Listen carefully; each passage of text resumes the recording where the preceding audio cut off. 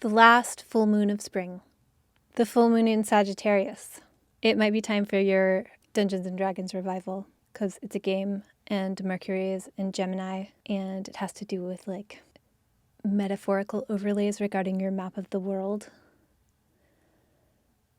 Sagittarius is connected to a mythical beast and it pertains to philosophy and meaning and travel and makes us think about what it means to be human in lots of ways of looking at the world. Humans end up being regarded as these beings who have a connection to the earth, and they also have a connection to the gods and the heavens. There's something special about being human, even though some phases of humanity end up taking that a little bit too far and trying to game nature. Anyway, the full moon in Sagittarius. I like to connect dark moons and full moons with the opposite lunation 6 months before. So the dark moon in Sagittarius was on December 4th, 2021, and that was a solar eclipse on the south node. So there was something like wrapping up a process, a roughly year and a half long process on December 4th, 2021, in whatever part of your chart coincides with the sign of Sagittarius, where you're identifying less with something you would let go of through that year and a half process that wrapped up around December 4th-ish. That wrapping up kind of went into mid-January. Anyway, the dark moon to the full moon is like seeds being planted. The dark moon to the full moon is a period of growth and things building up. So the dark moon in Sagittarius was December 4th, and now it's the full moon in Sagittarius. What things are reaching a culmination, what things are peaking, and then from now until the next dark moon in Sagittarius, you'll see an expending of that energy. So this is the peak Sagittarius in regards to the moon. What was it that you released, that you let go of around December 4th, that made room for something else? And it's the last full moon of spring. On June 15th, the sun trines Saturn. Saturn just stationed retrograde, so there's a little bit of a pulling back in regards to Saturn themes of discipline, patience, taking your will and making it real. It might be that you have the confidence to claim a position of authority. The moon is waning, however, so there might be some things to wrap up before you can continue building. Your inner sense of identity can have a centering quality that stabilizes in the concrete world. The sun has a connection with the spine. All the movement comes from the spine, and all the movement is for the spine. The spine has a centering quality. Saturn has a connection to the skin. It's the outer boundary. Also, it shows the consequences of what's going on inside. The skin is like a signaling system. Saturn's not necessarily a signaling system, but it is correlated to what's real. The sun trining Saturn is about taking steps towards slow growth, something that you're building slowly and methodically. The opening square to Saturn can also pertain to plans. Maybe Saturn is retrograde, so maybe you need to adjust some plans. On June 15th, like early morning, June 16th, more like June 16th, Venus conjoins the North Node. As far as planets conjoining the North Node, Venus can have kind of a good time. This could be kind of a good time. Again, watch it, like overindulgence. Venus and Taurus conjoining the North Node. That could definitely point to overindulgence. And Venus is going to square Saturn soon. So you might get consequences for whatever happens when Venus conjoins the North Node. But the North Node takes spiritual energies and makes them physical, turns them into matter, almost to the detriment of the spiritual. And Venus is about pleasures that are mostly physical, embodied. It's also about one-on-one relations. So you get things like luxury, love, beauty. When you make Venus topics real, which they're already sort of naturally predisposed to being physical or embodied through the sign of Taurus, where it likes to be, with the North Node, that's kind of a lot. Maybe you get 100 free massages, or maybe you get a truckload of stone fruits, or maybe you have a really long bath, or maybe you have a long lovemaking session. Maybe it's so long that you miss a meeting that you're scheduled to have. Maybe you order everything on the dessert cart, but then it makes you not feel great. Too much of a good thing. Venus conjoining the North Node. Also on June 16th, the Sun squares Neptune. And this is the Sun heading into the solstice, the end of Gemini. There's a decision making. There's all this multiplicity in Gemini. And the end of Gemini is like, it's kind of martial in a way. It's like decide, cut off possibilities, direct yourself away from some possibilities so as to pursue others. Like sometimes you have to give up things in order to pursue other things. But the Sun at the end of Gemini squaring Neptune at the end of Pisces, maybe you're over-identifying with something that's like idealized. Maybe your identification with a matter or process is clouded or confused.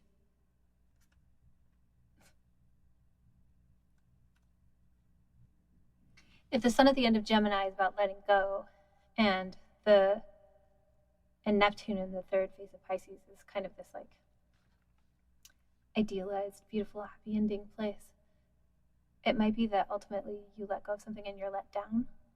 Discernment might be hard to come by. The end of Gemini relies on discernment, but the Sun is squaring Neptune.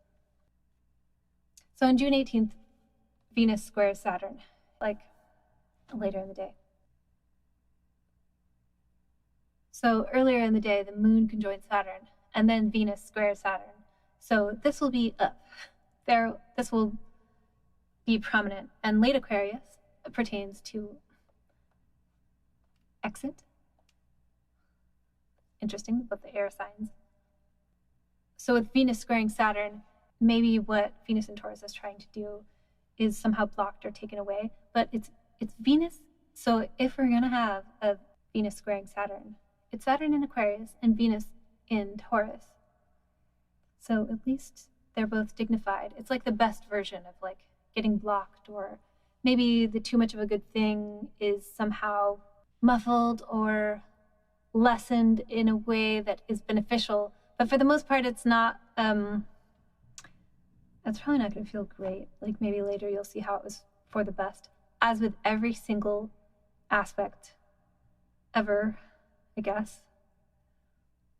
Easy to say, but yeah.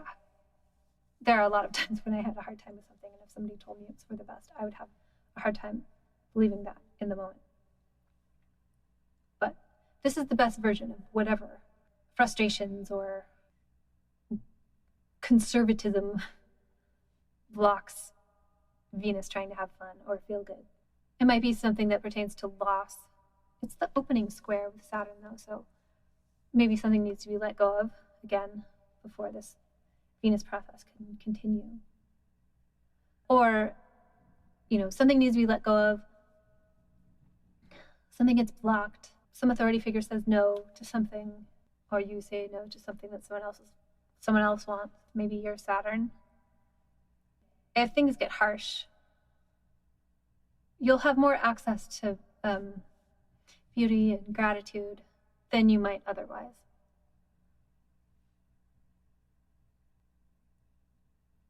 if you have to deal with a difficult situation, there's more opportunity for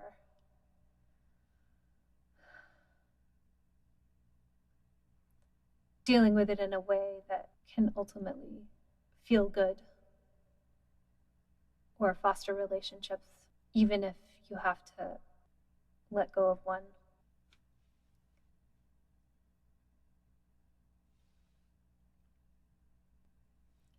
Then Venus squares Neptune. So applying to Saturn, and then you might like seek an escape. Or there's an opportunity to have like a nice little escape. Venus in Taurus, sextiling Neptune. That's kind of nice. That seems good for musical pursuits, or listening to music, or like a nighttime situation, some like beautiful Roman stone room with like floating candles and charcuterie and desserts and intimacy and it's Venus in an earth sign, in the earth sign that Venus rules. So perhaps you have the opportunity to idealize things in a good way and make them real in a good way. You know, it could certainly be about like getting something wrong or being deceived or being confused, but perhaps with some preparation and contemplation, maybe your attitude can make a difference. Or like, imagine like a painting of that scene I described, and then you realize it's just a painting. With Neptune, you never know.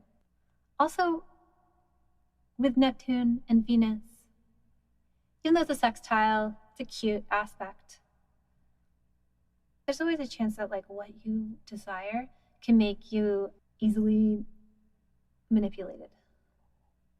I also think like with Venus squaring Neptune, if you're having a dream, a way to know that you're dreaming is to look at some image in the dream and then look away and then look at it again and notice that it's different. And if it's different, if it's something else, then you're dreaming.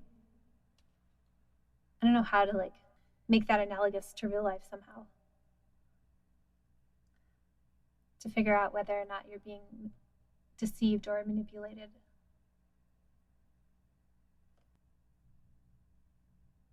On June 19th, Mercury sextiles Jupiter. Learn stuff quickly for greater autonomy. Express things accurately for greater autonomy.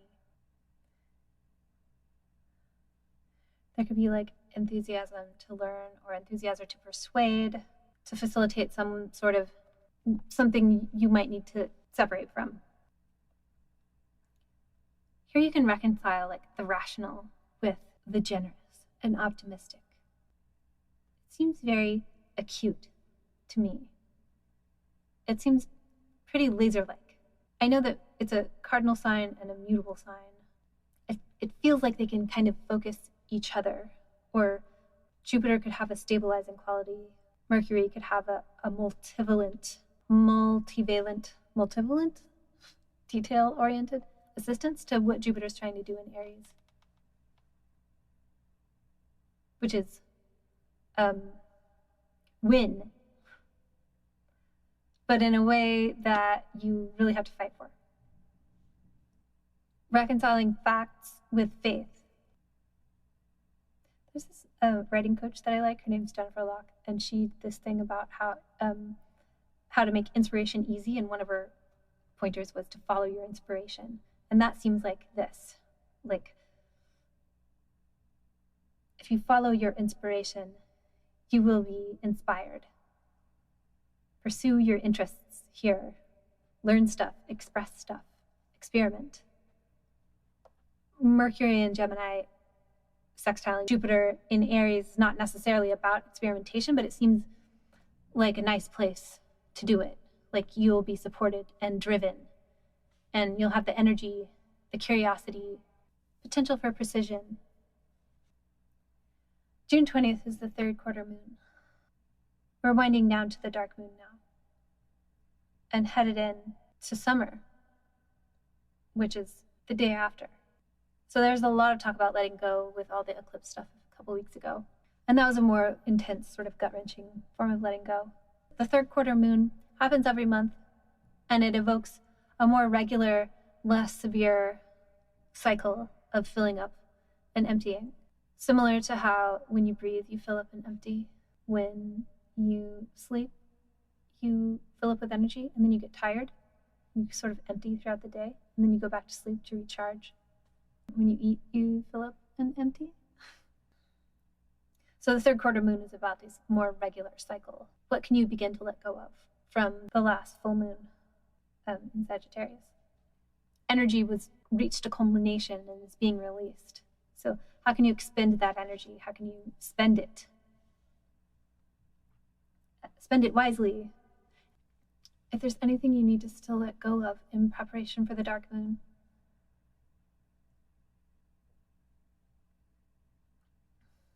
do it.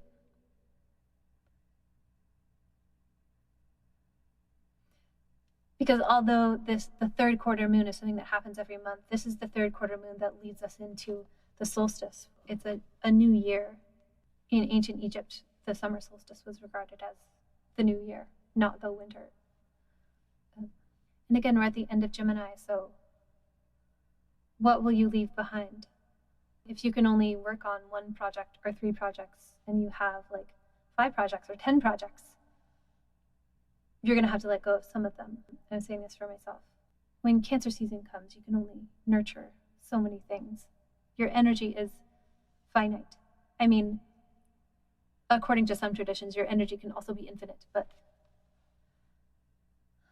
astrology talks about the structure of reality, and there's always a dichotomy between like the infinite of spirit and what Saturn can make real, and what the moon can handle, which is like your body, your energy levels. So next time, coming up, the sun enters Cancer, we begin summer, Venus enters Gemini, and we have the dark moon in Cancer.